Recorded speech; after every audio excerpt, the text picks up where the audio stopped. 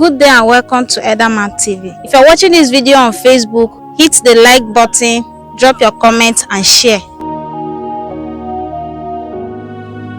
For over the years, the continued attacks from the Fulani herdsmen on the tea farmers have rendered so many tea people helpless, useless, and homeless. Currently, as we speak, in one of the IDP camps, we have over 6,000 people living there homeless and helpless because of the continued attacks in several places like Yelewata in Goma local government, in Ukum local government, in Sankara, and all over the tea places over the years. It has also continued in Idoma and Igede and all over Benue State. They kill us all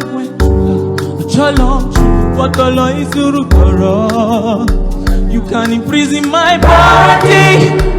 Now, sir, what is your own opinion? We don't have conflict between the herdsmen of Fulani ethnic nationality and the chief sedentary farmers. What we have is a deliberate, calculated, well-planned genocidal attacks, invasion and land grabbing being orchestrated by the Fulani herdsmen in the Federal Republic of Nigeria against sedentary farmers, principally being the chief ethnic community. Or what do you think will be done that will resolve the conflict between the Fulani herdsmen and the tea farmers? The solution is that tea people are farmers. They should allow us to farm.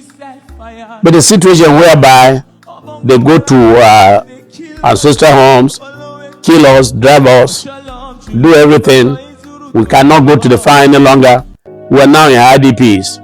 I'm appealing to the federal government and the state government and the international community. Let them allow our IDPs to go back to the ancestral homes and continue farming to feed Nigerians. My local government happens to be the epicenter of killings and invasion of communities. It started on 11th of February 2000, on 8th of February 2011, and it has been on up to this moment. Total number of my subjects massacred in cold blood stands at 683 as at 3rd of July 2025, beginning from 8th of February to date. For peace to return, we must call a spade a spade. We must be honest. The Benue people are farming people, and then the militant Fulani herdsmen are people who go about with their herds, their livestock. Farming and keeping livestock cannot stay together for long unless there's ranching. And so what the cows are to the herdsman is what the crops are to the farmer. So if you allow your livestock to eat up the crops, then the farmer cannot be happy. And then this will come about with very sophisticated weapons, the AK-47s and all that. They eat your crop, and when you show any sign of anger, they kill you and they butcher you. So until things are properly defined, and let the farmer look after his own farm, and then the herdsman confine his own herds, have ranch them, unless if that is not done, there will be no peace. And if this will happen, then that's where government comes in, because they have superior, strong weapons that the farmer cannot face them. So when government ignores and government pretends that nothing is happening, then they are emboldened to take more lands, to butcher more people, and then occupy the land. So if we want peace, first those who have occupied the ancestral homes of the IDPs, they must expel them, send them out, and then relocate the IDPs, take them back to the ancestral home. That's the beginning of us talking peace.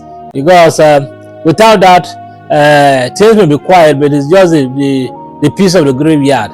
No real serious peace. Now, as you can see, these are the pictures from the IDPs. Look at how helpless these children are. Look at how homeless the mothers are. Look at how unkept this whole place is looking.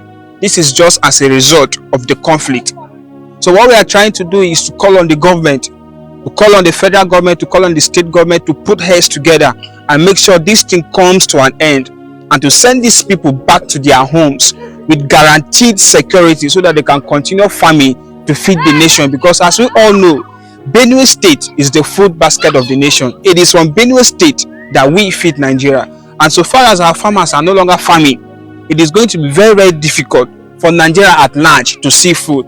So what we are pleading from the government now is to allow our farmers to go back to their places with guaranteed security so that they can continue farming to feed Nigeria.